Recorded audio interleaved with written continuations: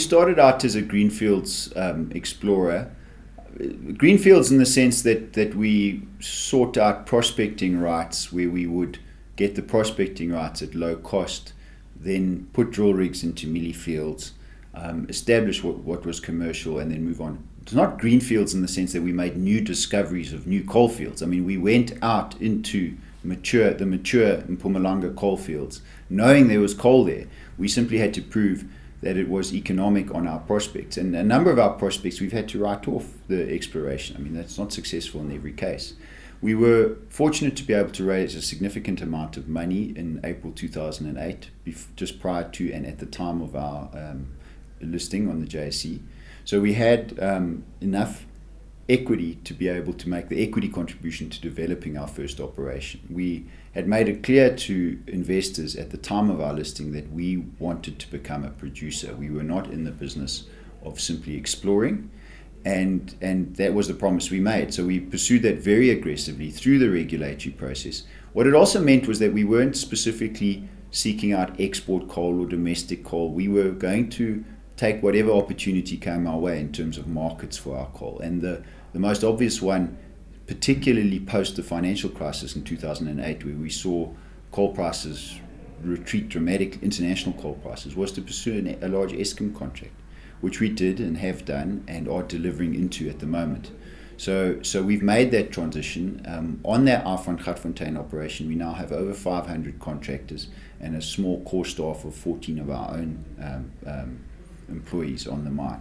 So we've made that transition. It's not been easy. It's been a very intense process.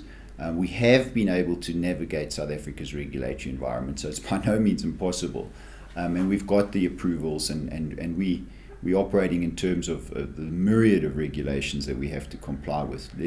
Let's not for a moment think it's only what the DMR, it's only DMR regulations we have to comply with. There are many, many others, right from water affairs through to getting an explosives license from your local police station. I mean, there's many, many things that you have to do, and we've done that.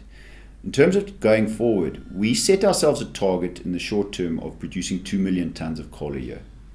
We weren't very particular about what kinds of tons those would be, and of course, they're very different coal tons. An Eskom coal ton is not nearly worth as much as an export coal ton.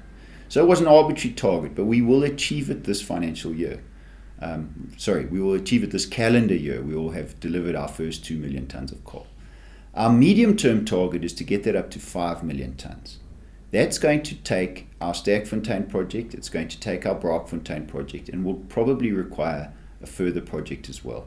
And why that's instructive is it means that we can't rest on our laurels on our current pipeline of projects. We've got to continually look for new projects.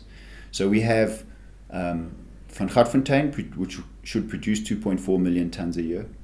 Valkrans producing 300,000 tons a year. Braakfontein, which is permitted, which should produce 1 million tons a year, which essentially is the next development project.